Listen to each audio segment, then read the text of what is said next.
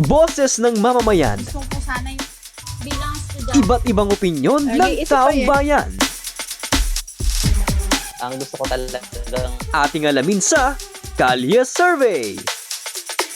Hindi ako pabor kasi imbis na ipagawa nila ng gano'n, ibigay na lang nila sa mahihirap yung mga hindi yung puro kurakot lang ang nangyayari sa di ba, napakalaki ng pondo. Halos yung ginawa hindi naman maayos yung ginawa. Tapos ninanakaw ng mga nasa matataas na gobyerno. Yan ang mga doon. Pabor po ako dun, sir. Yan, katulad yung pagbaba, hindi alam kung saan pupunta. Lalo na yung mga bahay na mabababa. Kawawa naman po, sir. Naniniwala ako doon. Dapat niya matupad yun kasi malaking bagay sa ating mga Pilipino yun.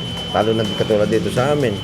Malaking kakuanan yun. Kasi ang kukunan natin yun sa flood control, yung mga pagbaha-baha na yan. Di ba? Kailangan mapondohan talaga. Paano natin magagawa, paano nila magagawa kung walang pondo? Kailangan talaga mapondohan yan. Kailangan magkaroon ng budget. Hindi ibubulsa.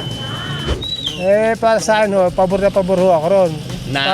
Para rin kasi sa taong bayan may ginabang doon. Kaya lang, huwag naman sanang yung mga namumuno sa DPWH, huwag naman sanang kinukurakat yung pondo. Kaya ito, ito yung natin, binaha tayo. Kaya yun, nagkaroon ngayon ng anubalya ngayon sa DPWH. Totoo naman ang kurakot sila eh. Hindi ako pabor doon. Kasi, halip na itulong na lang sa kapwa namin may hirap. At para nun, merong kalalagyan yung pondo. Yun. Pabor. Para mapapagawa lahat yung dapat na gawin sa mga flood control na sinasabi nila. Puro nasisira lang naman lahat eh. Kamukha ng take ng mentula, sa mentula na ng dike. Wala ka tayo, nasibak. Okay lang. So sa ako naman, wala naman akong alam sa mga ganon, di po ba? So kung ano po yung ikagaganda po ng ating gobyerno, so mas maganda din po.